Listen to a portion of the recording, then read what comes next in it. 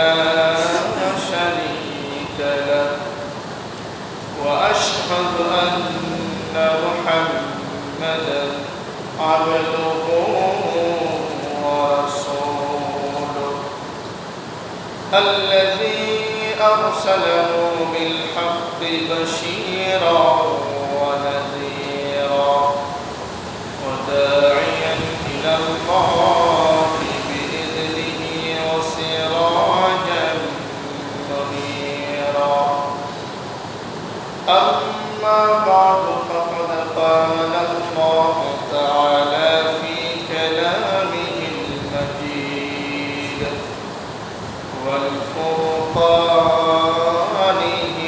الحميد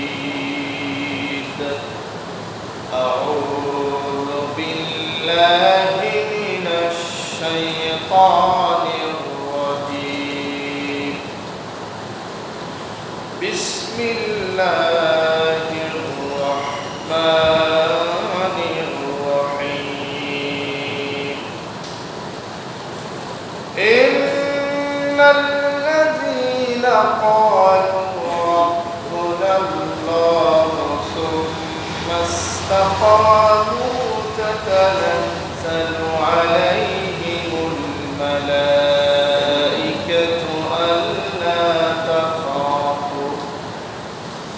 ألا تخافوا ولا تحزنوا وأبشروا بالجنة التي كنتم توعدون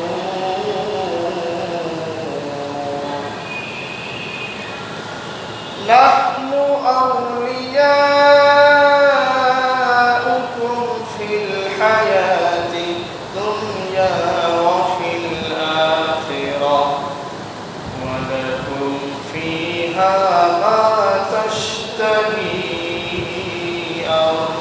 أنفسكم ولكم فيها ما تدعون نزلا من غفور رحيم صدق الله العظيم. أقرأ في الشام حديث عن أبي ذر رضي الله تعالى عنه قال قال رسول الله صلى الله عليه وسلم ذاق طعم الإيمان من رضي الله ربا وبالإسلام دينا وبمحمد رسولا أو كما قال عليه الصلاة والسلام. وقال تعالى في شان حبيبه مخبرا وآمرا إن الله وملائكته يصلون على النبي يا أيها الذين آمنوا صلوا عليه وسلموا تسليما اللهم صل على محمد وعلى آل محمد كما صليت على إبراهيم وعلى آل إبراهيم إنك حميد مجيد.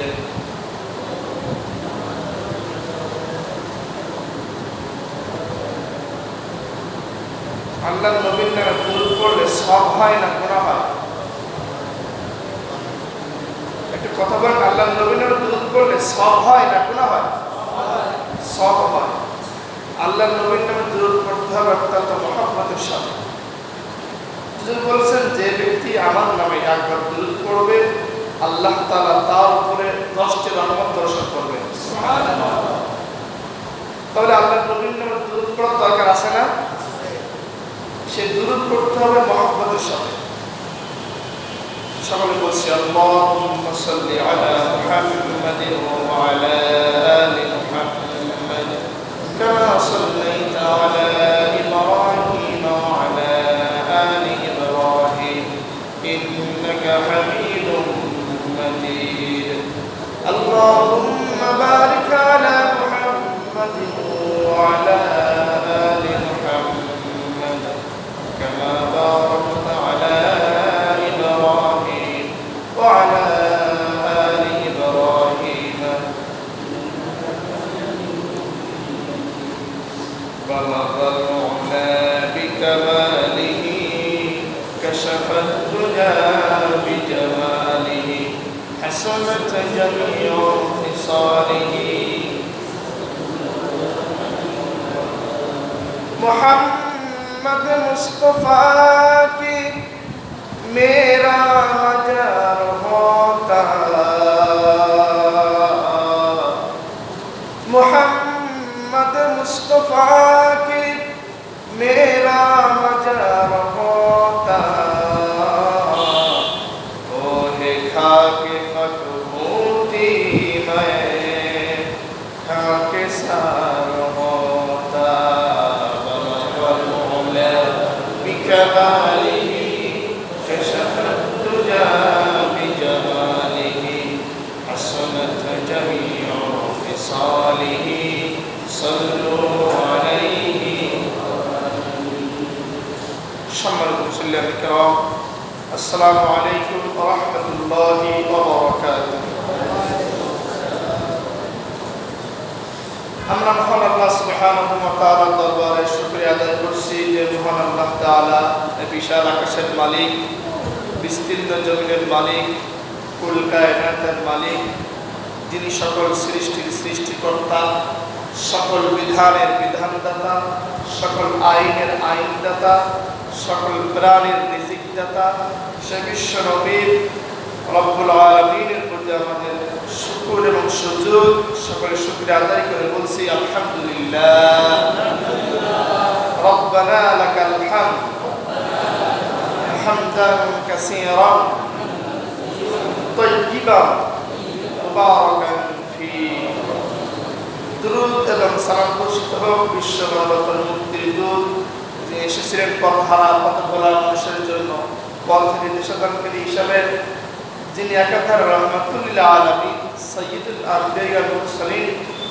মুহাম্মদুর রাসূলুল্লাহ সাল্লাল্লাহু আলাইহি ওয়াসাল্লাম মাগফিরাত কামনা করছি পৃথিবীর প্রথম থেকে আজ পর্যন্ত যারা সত্যের পক্ষে বিদ্যার পক্ষে ধর্মের পক্ষে অধর্মের বিপক্ষে নৈতিকতার পক্ষে অনৈতিকতার বিপক্ষে ন্যায়ের পক্ষে অন্যায়ের বিপক্ষে যে লড়াই করেছেন সংগ্রাম করেছেন শহীদ হয়েছেন আমরা আল্লাহর কাছে প্রার্থনা করছি আল্লাহ তাআলা এই সমস্ত শহীদদের জন্য জান্নাতের সর্বোচ্চ মাকাম দান করেন সকলে বলছি আল্লাহুম্মা আমিন সম্মানিত উপস্থিতি আজকে মুহররম মাসের শেষ জুমা মুহররম মাস আমাদের মাস থেকে বিদায় নিয়ে চলে যাচ্ছে আমাদের হায়াত থেকে পৃথিবীর হায়াত থেকে আরো একটি মাস চলে যাচ্ছে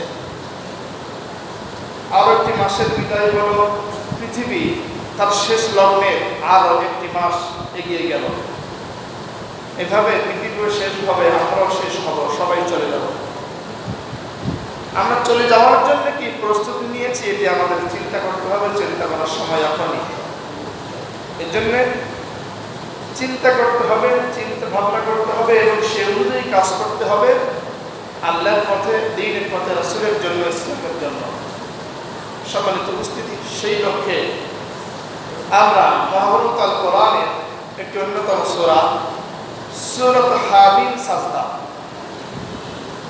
এই হামিম সাজদা থেকে আমরা কয়েকটা আয়াত তেলাওয়াত করেছি আয়াত নম্বর 30 31 এবং 32 তিনটা আয়াত আমরা তেলাওয়াত করেছি আমরা আল্লাহর কাছে আমরা প্রার্থনা করছি যেন আমরা এই তিনটা আয়াতের আলোকে আজকে জুমার আলোচনার কিছু কথা আমরা হেদায়েতের উদ্দেশ্যে বলতে পারি শুনতে পারি আল্লাহ তৌফিক দান করেন সকলে বলছি আল্লাহুম্মা আমিন সম্মানিত মুসলিয়ান কিরাম এই সূরাটি মক্কায় নাযিল হয়েছিল এই সূরাটির নাম হামিম সাজদা আরেকটি সূরা আছে তার নাম সাজদা এই সূরার নাম হামিম সাজদা একটি আয়াত সাজদা আছে এবং সূরার শুরুতে হামিম আছে এর জন্য হামিম সাজদা মিলিয়ে এই সূরার নামকরণ করা হয়েছে হামিম সাজদা আর আরেকটি নাম আছে এই সূরা, সেটি হচ্ছে ফুসসিলাত। এই সূরার দুইটা নাম আছে, আমরা হামিম সাজদা বলেই বেশিরভাগ চিনে থাকি, বলে থাকি। এই সূরার ভিতরে আয়াত নম্বর 30-এ মহান আল্লাহ সুবহানাহু ওয়া তাআলা ইমানদারদের কিছু কথা বলেছেন। এর আগে 1 থেকে 29 নম্বর আয়াত পর্যন্ত মক্কার কাফেরদের কি কি কাজ করত, এই কাফেরদের সম্পর্কে আল্লাহ তাআলা বর্ণনা করেছেন। এবার 30 নম্বর আয়াতে মুমিনদের কিছু কাজের কথা বলেছেন, যে মুমিনরা সেই কাজগুলি করলে আল্লাহ তাআলা মুমিনদেরকে দুনিয়া এবং আখিরাতে কি পুরস্কার দেবেন। এখন আমাদের কি আখিরাতে পুরস্কার পাওয়ার দরকার আছে? আল্লাহ তাআলা বলেছেন নুজুলাম মিন গফুরির রহিম। অর্থাৎ আয়াতের 30 এবং 31 নম্বর আয়াতের কাজগুলি যারা করবে, এটাই হবে গফুরুর রহিমের স্পেশাল মেহমান। আল্লাহ তাদেরকে আপ্যায়ন করবে। সুবহানাল্লাহ। আল্লাহর আপ্যায়ন আমরা কি পেতে চাই? দরকার আছে? তাহলে কি কাজ করলে আল্লাহ তাআলা আমাদেরকে আপ্যায়ন করবেন, সেই কাজগুলি আমাদের করার দরকার। সেই কাজের কথাই আল্লাহ তাআলা এখানে বলছেন। আল্লাহ তাআলা প্রথমে বলছেন ইন্নাল্লাযীনা ক্বালু রাব্বুনাল্লাহ। আল্লাহ বলছেন নিশ্চয় নিশ্চয় যারা বলে রাব্বুনাল্লাহ, আল্লাহ আমাদের রব, আমাদের রবকে আল্লাহ। সুম্মাস্তাকামু, অতঃপর সে আগে ঘোষণা করলো আল্লাহ আমাদের রব, এরপরে সেই রব কথার উপরে তারা ইস্তিকামত থাকে, অটল থাকে।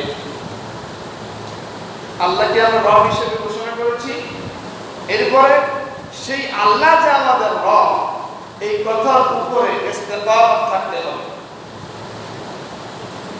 যদি ইস্তিকামত থাকতে পারি কি লাভ হবে? তাতানাজ্জালু আলাইহিমুল মালায়েকা। আল্লাহ বলেন যে ব্যক্তিরা বলে আল্লাহ আমাদের রব, এরপরে সেই কথার উপরে ইস্তিকামত থাকে, অটল থাকতে পারে, আল্লাহ বলেন তাতানাজ্জালু আলাইহিমুল মালায়েকা, আমি আল্লাহ তাদের উপরে ফেরেশতা নাযিল করে দেব। ফেরেশতা এসে কি করবেন? আল্লাহ তাখাফু ওয়া লা তাহজানু। ফেরেশতা এসে বলবেন আল্লাহ তাখাফু, খবরদার খবরদার ভয় পাবে না, ওয়া লা তাহজানু, কোনো চিন্তা করবে না, ওয়া আবশিরু বিল জান্নাহ, আল্লাহ তাআলা তোমাদের জন্য জান্নাতের সুসংবাদ দান করেছে।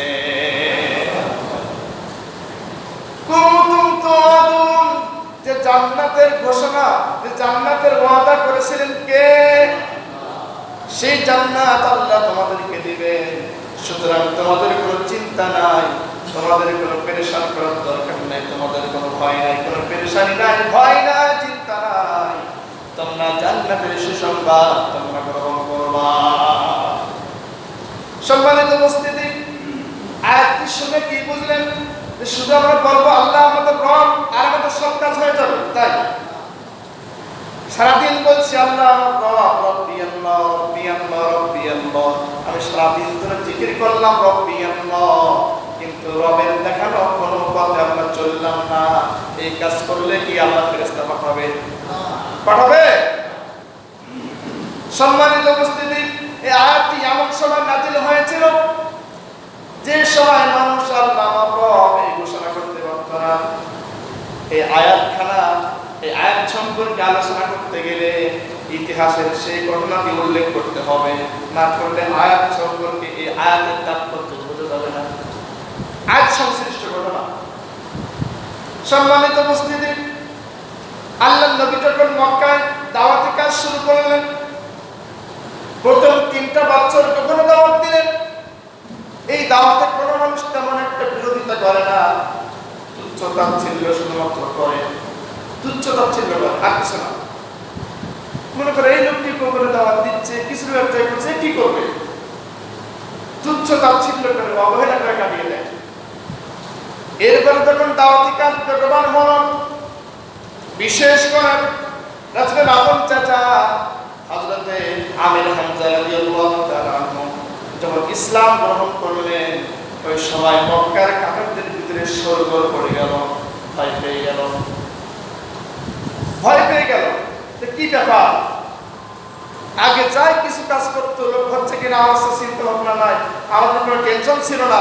এখন দেখি আমির হামজাকে তার দলে ভিড়িয়েছে, মানে তারা অনেক শক্তি, আর আগাতে দেওয়া যাবে যাবে না, এই চিন্তা তারা শুরু করে দিয়েছে। কিভাবে আল্লাহ নবীর এই প্রতিপক্ষে বন্ধ করা যায়, কিভাবে কালিমার দাওয়াতকে বন্ধ করে দেওয়া যায়, কিভাবে আল্লাহর একত্ববাদের কষাকে, আল্লাহর একত্ববাদের ভাষাকে নিচে নামিয়ে দেওয়া যায়, কিভাবে আল্লাহ রসুলের পথ থেকে বিচ্যুত করা যায়, এই চিন্তা তারা বিভোর, এই স্বপ্নে তারা বিভোর, এই চিন্তা ভাবনায় তারা কিভাবে কি করা যায় সবাই মিলে পরামর্শ করছে। ওরা সবাই শিক্ষিত মানুষ ছিল, ওই সময়কার শিক্ষিত মানুষ চিন্তা ভাবনা করছে কিভাবে কি কাজটি করা যায়, চিন্তা করা যায়, চিন্তা ভাবনা করছে তারা। একদিন এই লোকগুলি মক্কার এক পাশে বসে বসে আলাপ করছে, গল্প করছে, আল্লাহর নবী আর এক পাশে বসে নামাজ আদায় করছেন। মক্কা শরীফের এক পাশে কাফেরের দল, আর এক পাশে আল্লাহর নবী একজন একা বসে বসে নামাজ আদায় করছেন। সেখানে গোল হয়ে তারা বসে আলোচনা করছেন কিভাবে এই মুহাম্মদ সাল্লাল্লাহু আলাইহি ওয়াসাল্লামের দাওয়াতকে বন্ধ করা যায়, এই চিন্তা ভাবনা নিয়ে।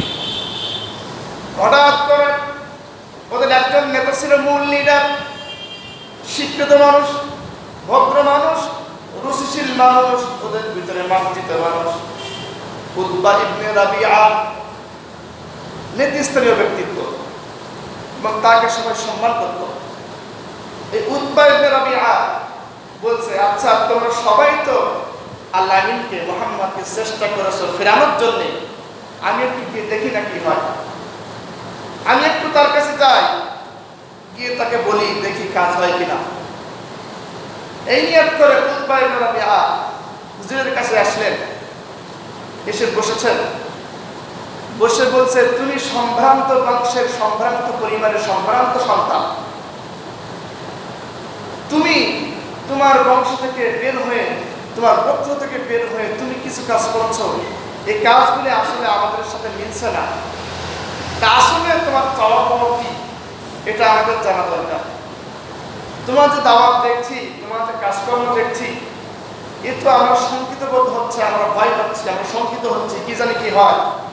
তাই আসো আমরা কি এগ্রিমেন্টে আসি, আমরা কি প্রস্তাবনায় আসি, আমরা একমত হই, আসো আমরা কোয়ালিশন করি, আমরা জোট করি, তোমার সাথে আমরা কিছু আলাপ আলোচনা করি।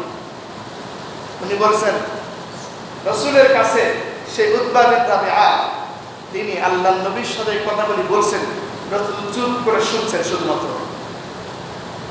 এই উতবা বিন রাবিআ বলছেন, আপনার কাছে আমাদের প্রস্তাব চারটা। কয়টা? চারটা।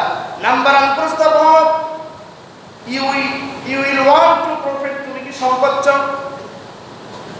যদি সম্পদ তুমি পেতে চাও, 1 নাম্বার প্রস্তাব, যদি তোমার উদ্দেশ্য সম্পদ অর্জন করা হয়, যে তুমি পৃথিবীতে দাওয়াত দিয়ে পৃথিবীর মালিক হওয়া, সম্পদ অর্জন করবা, যদি এই নিয়ত তোমার থাকে, তুমি আমাদের বলো, আমাদের সব সম্পদ তোমাকে দিয়ে দিব। এখন আপনারা বলেন তো, আমাদের নবীর কি সম্পদের প্রয়োজন ছিল? সম্পদের প্রয়োজন ছিল নাকি? না, রাসূলের কোনো সম্পদের প্রয়োজন নাই। একদিন রাসূল শুয়ে আছেন, শক্ত বিছানার উপরে, চাটাইয়ের উপরে তিনি শুয়ে আছেন। ওমর গিয়ে দেখেন রাসূলের পিঠে বিশাল বড় বড় দাগ পড়ে গিয়েছে, চাটাইয়ের দাগ। ওমরের দু চোখ দিয়ে পানি বের হয়ে গেল। ওমর বলছেন, রাসূল, আপনার তো কষ্ট তো আমাদের সহ্য হয় না, আপনি বললেই তো আমরা আপনার জন্য নরম পোশাক বানিয়ে দিতে পারি। হুজুর বললেন, আমি এখন যদি বলি উৎপার সোনা হয়ে যাও, অহুতার সোনায় পরিণত হয়ে যাবে, আমি যদি বলি পুরো পৃথিবীটাই তো স্বর্ণে পরিণত হয়ে যাবে, কিন্তু আমি দুনিয়া আরাম করতে আসি নাই, আমি এসেছি দুনিয়ায় মানবতার কল্যাণের জন্য। আমি রাহমাতুল লিল আলামিন, আমার সম্পদের কোনো প্রয়োজন নাই। এই ব্যক্তি মনে করেছিল রাসূলের মনে হয় সম্পদের প্রয়োজন, আসলে ব্যক্তি যেমন তার চিন্তা ভাবনা তেমন, কথা বলেন ঠিক কিনা? ব্যক্তি যদি দুনিয়ামুখী হয়, চিন্তা ভাবনা দুনিয়ামুখী। ব্যক্তি যদি আল্লাহর বিরুদ্ধে চলে, তার চিন্তা ভাবনা হয় সবাই মনে হয় আল্লাহর বিরুদ্ধে চলছে। ব্যক্তি দুনিয়ায় কাজ করে সম্পদ লাভের জন্য, সে মনে করবে ওই ব্যক্তি মনে হয় সম্পদ লাভের জন্য কাজ করছে। ব্যক্তি দুনিয়ায় ক্ষমতার জন্য কাজ করে, সেই ব্যক্তি মনে করবে ওই ব্যক্তি মনে হয় সম্পদ লাভের জন্য, ওই ব্যক্তি ক্ষমতার জন্য দুনিয়ায় কাজ করছে। আসলে কিন্তু তাই নয়। যে ব্যক্তি যেমন চিন্তা ভাবনা তেমন। উদ্দামের দাবি আর চিন্তা ভাবনা করলেন, মনে হয় রাসূলের দুনিয়ায় সম্পদের প্রয়োজন, কিন্তু আমরা বুঝেছি এক নাম্বার প্রস্তাব ছিল সম্পদ। আমরা সবাই জানি আল্লাহর নবীর সম্পদের কোনো প্রয়োজন ছিল না। দুই নাম্বার বলছেন, যদি সম্পদের প্রয়োজন না হয়, যদি তোমার প্রয়োজন হয় নেতৃত্বের, যদি তোমার প্রয়োজন হয় ক্ষমতা, তুমি আমাকে বলো, আমরা তোমাকে ক্ষমতায় বসিয়ে দিব, আমরা তোমাকে আমাদের নেতা বানিয়ে দিব, কিন্তু খবরদার খবরদার তুমি এই কালিমার দাওয়াত মানুষের কাছে দিবে না। তবে দুই নম্বর প্রস্তাব কি ছিল? দুই নম্বর ছিল নেতৃত্ব দিয়ে দেওয়া হবে। এখন আমার নবীর কি নেতৃত্বের প্রয়োজন ছিল? কোন ইমানদার কি নেতৃত্ব চায়? নেতৃত্ব ইমানদার চাইতে পারে না। নেতৃত্ব চাওয়া কোনো ইমানদারের স্বভাব না। নেতৃত্ব যদি কেউ চায়, সেই ব্যক্তির ভিতরে ইমানের কিন্তু কমতি তখন চলে আসবে। কারণ নেতৃত্ব যখন আপনি চাইয়ে নেবেন, যখন আপনি জোর করে নেবেন, তখন আপনার ভিতরে সকল দায়িত্ব পড়ে যাবে। কাল কিয়ামতের ময়দানে আপনাকে নেতৃত্ব পাওয়ার পরে সেই নেতৃত্বের উপরে কিন্তু বারবার আল্লাহর কাছে জবাবদিহি করা লাগবে। আমরা বুঝেছি দুই নম্বরে আমার নবীর নেতৃত্বের প্রয়োজন। একটু কথা বলেন, প্রয়োজন নাই। রাসূল কোনো কথা বলেন না। এবার তিন নম্বর বলছেন, নবী আপনার যদি বাদশাহী প্রয়োজন হয়, যদি আপনি চান প্রেসিডেন্ট হব, পুরো আরবের প্রধান হব, আপনাকে আমরা সেটিও করে দিব। আর এক মতে এসেছে, যদি আপনার সুন্দরী নারীর প্রয়োজন হয়, যদি আপনি সুন্দরী নারী চান, আমরা আপনাকেও সুন্দরী নারী দিয়ে দিব। আমার নবীর কি সুন্দরী নারীর প্রয়োজন ছিল? সেটি আমার নবীর প্রয়োজন নাই। নবী কোনো কথা বলেন না। তিন নম্বর পর্যন্ত হয়ে গেল, কোনো কথা বলেন না। এরপরে চার নম্বরে বলেছেন, আগে যে প্রথম তিনটা বলেছেন, এটি ওই সময়কার মানুষের ভিতরে ছিল। মানুষের চাওয়া পাওয়া আছে এই তিনটা জিনিস।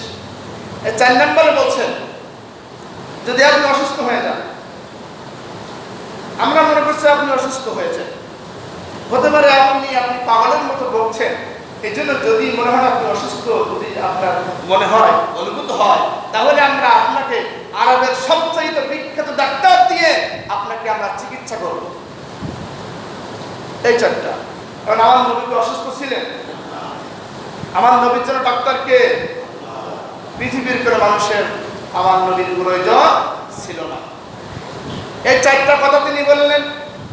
রাসূল তখন বললেন, আপনার বক্তব্য কি শেষ হয়েছে? উনি বলেছেন শেষ হয়েছে।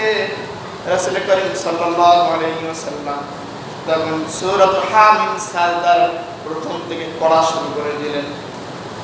রাসূল যখন হামিম সাজদার প্রথম থেকে তেলাওয়াত করছেন, যখন এই তেলাওয়াত যখন রাসূল করছেন, একাত নাজিল করেছেন আল্লাহ তাআলা, যার উপর নাজিল করেছেন তিনি তেলাওয়াত করেছেন। এই তেলাওয়াতের ভিতরে একটি রহমত আল্লাহ হবে কি হবে না? সবচেয়ে সুন্দরতম তেলাওয়াত হবে। কারণ তেলাওয়াত করেছেন যিনি রহমাতুল লিল আলামিন, তিনি তেলাওয়াত করেছেন যিনি সর্বশ্রেষ্ঠ সৃষ্টি, তিনি আর তেলাওয়াত করেছেন এমন কিতাব, যে কিতাব সর্বশ্রেষ্ঠ কিতাব। তাহলে সর্বশ্রেষ্ঠ মানুষের মুখে সর্বশ্রেষ্ঠ তেলাওয়াত শুনতে ভালো লাগবে কি লাগবে না? কাফের হলেও ভালো লাগবে। উতবা বিন রাবিয়া রাসূলের তেলাওয়াত শুনে হাতখানা পিছনে দিয়েছেন, হাত পিছনে দিয়ে হেলান দিয়ে বসে বসে অবাক চিত্তে রাসূলের দিকে তাকিয়ে তেলাওয়াত শুনতে আসেন। তেলাওয়াত শুনতে আর বস নাই, তেলাওয়াত শুনছেন। আল্লাহর নবী তেলাওয়াত করতে করতে যখন সাজদার আয়াতে চলে গেলেন, তেলাওয়াত শেষ হয়ে গেল, সাজদার আয়াতে গিয়ে উনি সাজদা করলেন। সাজদা করে উঠছেন, উঠে বলছেন, ইয়া আবুল ওয়ালিদ, ডাক নাম ছিল আবুল ওয়ালিদ, ইয়া আবুল ওয়ালিদ, আপনি কি আমার উত্তর পেয়েছেন? উনি বলছেন, হ্যাঁ উত্তর পেয়েছি, যে তেলাওয়াত আমি শুনেছি, উত্তরের কোনো প্রয়োজন নাই। এই ব্যক্তি তখন রাসূলের সাথে আর কোনো কথা না বলে সেখান থেকে চলে আসলেন। উনি বুঝেছেন, তারা তো আরবি বুঝতো, তাফসীর বুঝতো, উনি বুঝেছেন আমার নবী কি বলতে চেয়েছেন, বুঝেই উনি চলে আসছেন। এই পাশ থেকে দূর থেকে দেখছে কাফেররা, ওরা বলছে, হ্যাঁ মনে হয় কাজ হয়েছে। কারণ উতবা বিন রাবিয়া যে মুড নিয়ে গিয়েছিল, তার মুড পরিবর্তন হয়ে গিয়েছে। এখন তার মুখ অন্যরকম মনে হচ্ছে, আনন্দ চিত্ত দেখা যাচ্ছে, তার মুখে মনে হচ্ছে সে আনন্দ ভাব, মনে হয় তার প্রস্তাবে আল্লাহ নবী রাজি হয়েছে।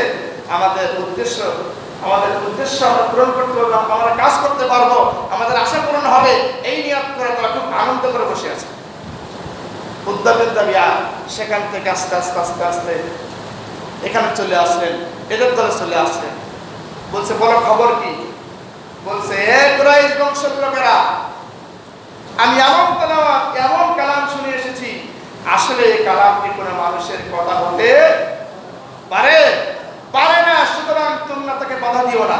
আমার জন্য মনে হচ্ছে এই লোকটি একদিন পুরো পৃথিবী শাসন করবে, এই লোকটি দাওয়াত একসময় পুরো আরবের সহ পুরো বিশ্বে ছড়িয়ে যাবে, এবং তোমরা তাকে বাধা দিও না, সে দাওয়াতি কাজ চালিয়ে যাক।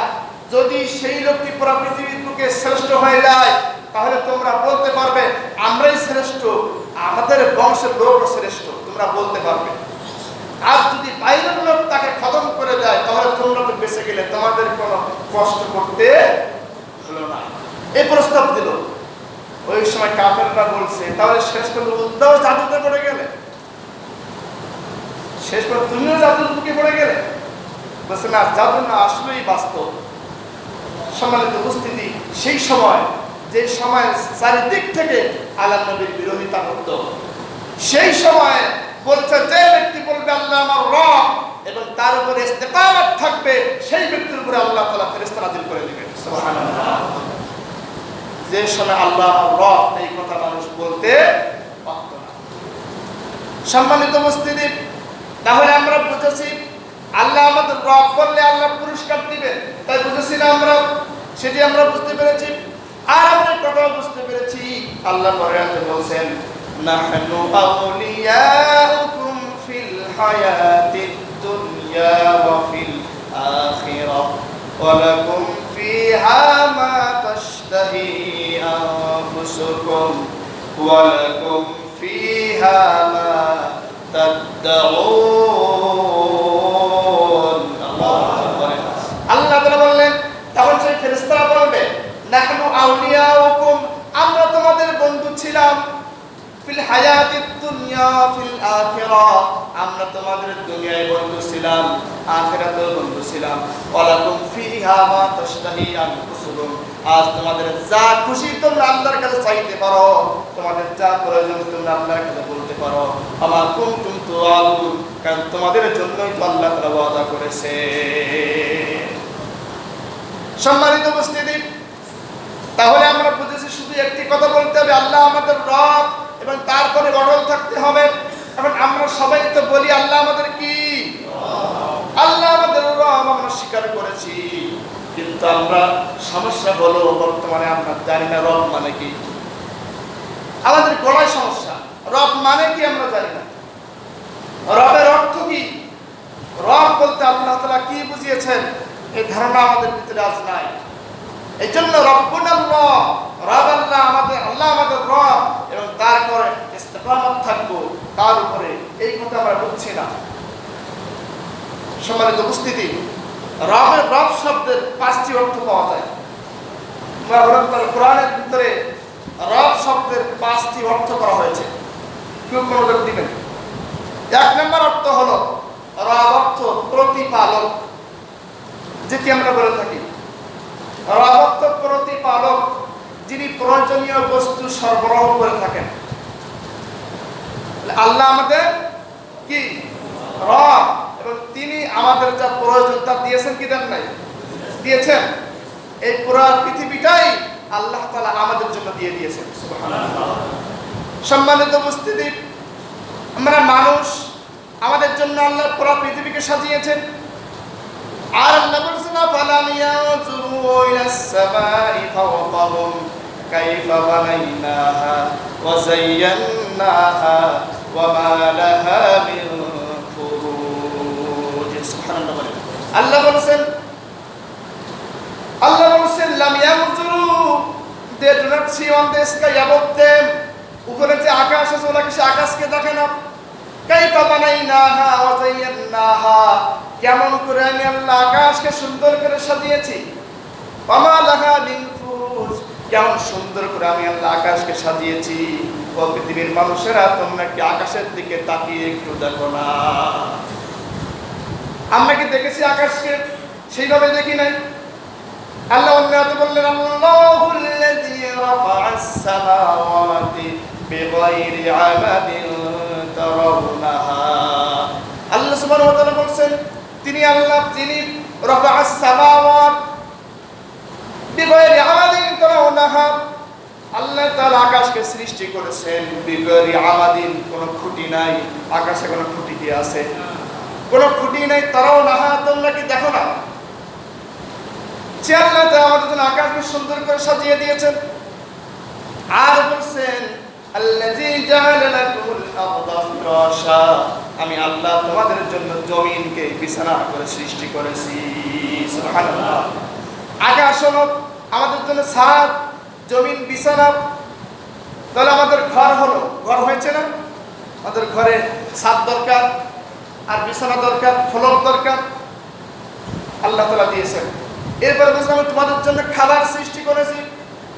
আম্মান খালাকাস সামাওয়াতি ওয়াল আরদা ওয়া আনজালা লাকুম মিনাস সামাই মাআন ফাআনবাতনা বিহি হাদাইকা যাতা বাহজা মা কানা লাকুম আন তুনবিতু শাজারাহা আইলাহুম মা'আল্লাহি বাল হুম কওমুন ইয়াদিলুন। আল্লাহ বলছেন কে আছে? আম্মান খালাকাস সামাওয়াতি ওয়াল আরদ, কে আকাশ এবং জমিনকে সৃষ্টি করেছেন? সেই ব্যক্তি কে? ওয়ানজালা লাকুম মিনাস সামা, এবং আকাশ থেকে মাআন পানি বর্ষণ করেন। ফাআনবাতনা বিহি হাদাইকা যাতা বাহজা, এবং সেই পানি বর্ষণ করেন, বাগান সৃষ্টি করেন, ফলে ফুলে ফলে পরিপূর্ণ করেন, বাগান সৃষ্টি করেন। মা কানা লাকুম আন তুনবিতু শাজারাহা, যে গাছের উপরে ফলের উপরে তোমাদের কোনো ক্ষমতা ছিল না। আমাদের কোনো ক্ষমতা ছিল? আমরা ইচ্ছা করলে একটি ফল তৈরি করতে পারি, একটি ফল সৃষ্টি করতে পারি? আইলাহুম মা'আল্লাহ, সেই ব্যক্তি আল্লাহ ছাড়া কেউ কি আছে? কেউ নাই। এরকম আল্লাহ এই আয়াতের ভিতরে পড়ার অনেক কথা আল্লাহ বলছেন। আল্লাহ বলছেন আম্মান জাআলাল আরদা করারা, আমি আল্লাহ জমিনকে সৃষ্টি করেছি। আমি আল্লাহ জমিনে তোমার জন্য নদী সৃষ্টি করেছি। এই সবগুলি দিয়েছেন কাদের জন্য? আরো ধরে বলেন কাদের জন্য দিয়েছেন? তাহলে তিনি আল্লাহর প্রয়োজন পূরণ করেছেন, আর যিনি প্রয়োজন পূরণ করেন তার নাম কি? রব। তার নাম কি? রব। আর আমাদের জন্য রিজিক জমি আল্লাহ তাআলা ছড়িয়ে দিয়েছেন। আপনি জমিনের নিচে যান, সেখানে আমাদের জন্য আল্লাহ রিজিক দিয়েছেন। আপনি একটি বীজ রোপণ করে দেন, আস্তে আস্তে সেই বীজ থেকে ফল হবে, ফুল হবে, ফল হবে। জমিনে আল্লাহ আমার জন্য রিজিকের ব্যবস্থা করে দিয়েছেন, আকাশ থেকে পানি দিয়ে আমার জন্য রিজিকের ব্যবস্থা করে দিয়েছেন, এবং আমরা কোথায় যাব, কোথায় কি করব, সব কিছু আল্লাহ তাআলা নির্দিষ্ট করে দিয়ে দিয়েছেন। সুবহানাল্লাহ। সেই রব আমাদের প্রয়োজন পূরণ করেছেন। তাহলে আমরা এখানে বুঝতে পেরেছি আমাদের রিজিকের মালিক কে? আল্লাহ। তিনি আমাদের রব। রব ছাড়া কারোর কোনো ক্ষমতা নাই রিজিকের ব্যবস্থা করতে পারে। কেউ কি পারবে? এখন যদি আমরা ইস্তেকামত থাকতে পারি, আল্লাহ আমার রব এবং তিনি আমার রিজিকের ব্যবস্থা করেন, তাহলে পৃথিবীর কোনো মানুষের কাছে আমরা মাথা নত করতে পারবো? পারবো না। ক্লাস থেকে আমাদের শিক্ষা নিতে হবে। রব শব্দের এক নম্বর অর্থ আমরা বলেছি প্রয়োজন পূরণকারী, প্রতিপালক, যিনি আমাদের প্রতিপালন করে লালন পালন করে বড় করেছেন আস্তে আস্তে। আমরা যখন মায়ের গর্ভে ছিলাম, ওই সময় কি দুনিয়ার কোনো খাবার আমরা খেতে পেরেছি? মায়ের গর্ভে আমাদেরকে খাইয়েছেন আল্লাহ তাআলা, খাইয়েছেন কিভাবে সুন্দর করে খাইয়েছেন। মায়ের নারীর সঙ্গে আমার নারী আল্লাহ তাআলা মিল করে দিয়েছেন।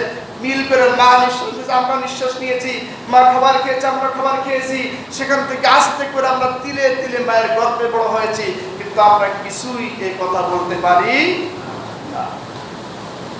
আল্লাহ বলছেন, মানুষ তোমরা এমন ছিলে, হাল আতা আলাল ইনসানি হিনুম মিনাদ দাহরি লাম ইয়াকুন শাইআম মাযকুরা।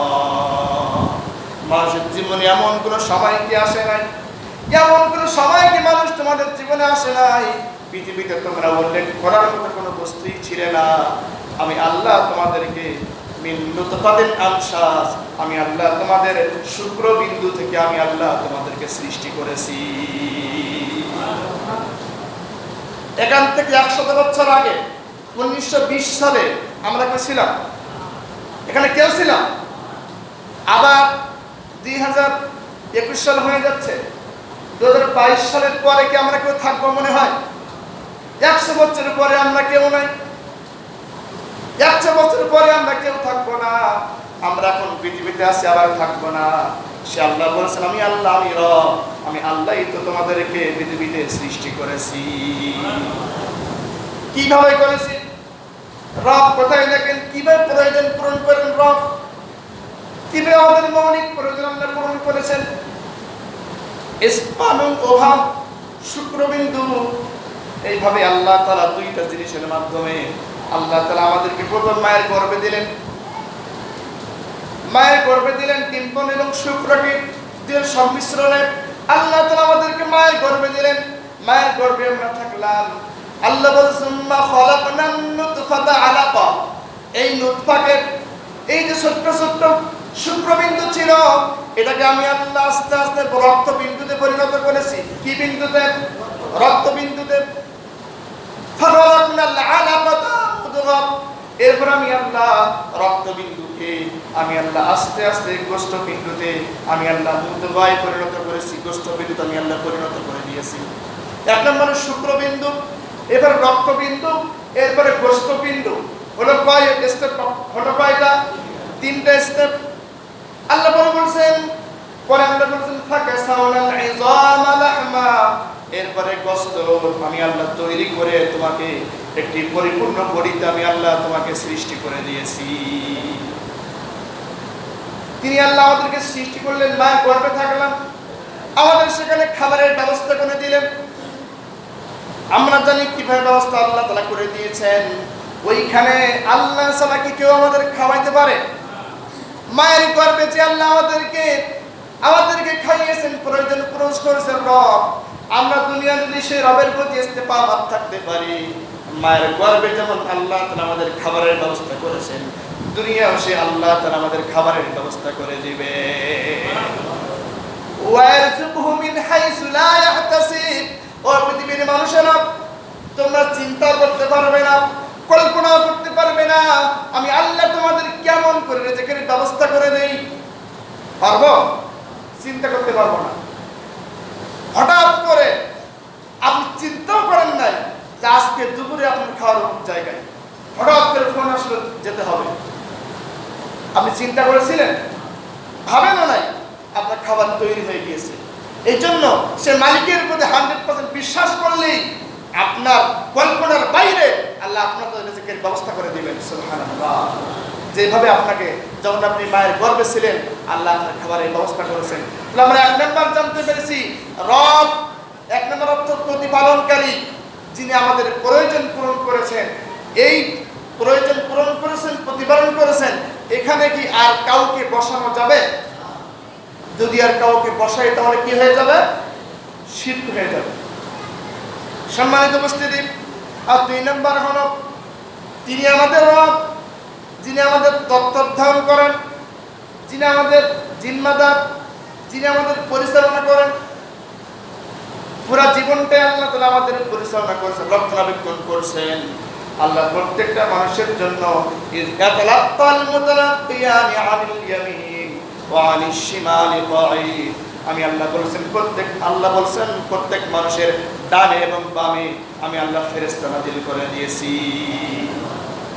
ফেরেশতা দিয়ে আল্লাহ আমাদেরকে রক্ষণাবেক্ষণ করছেন, সুন্দর করে আমাদেরকে আল্লাহ রক্ষণাবেক্ষণ করে রাখছেন। আর আমরা সেই আল্লাহকে ভয় না পেয়ে আমরা দুনিয়ার মানুষকে ভয় পাচ্ছি। যে আল্লাহ তাআলা ফেরেশতা দিয়ে আমাদের রক্ষণাবেক্ষণ করছেন, যে আল্লাহ তাআলা আমাদের রূহের মালিক, যে আল্লাহ আমাদের হায়াতের মালিক, সেই আল্লাহকে ভয় না করে আল্লাহর সৃষ্টিকে আমরা ভয় করছি। কথা বলেন, এটা কি ভয় করা যাবে? সামনে আপনি রেখেছেন 10 জন আপনার বডিগার্ড, সেফটি রেখেছেন, সামনে রেখেছেন, পিছনে রেখেছেন, ডানে রেখেছেন, বায়ে রেখেছেন, উপরে রেখেছেন বিমান বাহিনী, এরকম বিভিন্ন বাহিনী দিয়ে আপনি গোল হয়ে আছেন। হঠাৎ করে আল্লাহর বাহিনী চলে আসলো, আল্লাহর বাহিনীর কাছে পৃথিবীর কোনো বাহিনীর কাজ কি হবে? আল্লাহর বাহিনী চলে আসলে আল্লাহ বলেছেন মা ইয়ালামু জুনুদ রাব্বিকা ইল্লা হু, তোমার আল্লাহর বাহিনী এমন আছে তোমরা কেউ কল্পনাও করতে পারবে না, তোমরা জানতেও পারবে না আল্লাহর বাহিনী কোন সময় এসে জানকে কবজ করে নিয়ে যাবে। কথা বলেন, তাহলে দুনিয়ার কোনো বাহিনীর ভরসা করা যাবে না। সে আল্লাহ আমাদের রক্ষণাবেক্ষণ করে আছেন, সেই রব, যিনি আমাদের রব, তিনি আমাদের পরিবেষ্টন করে আছেন। আর বলছেন ও মানুষ সকল, তোমরা আল্লাহর রক্ষণাবেক্ষণ ছেড়ে কোথায় যাবা?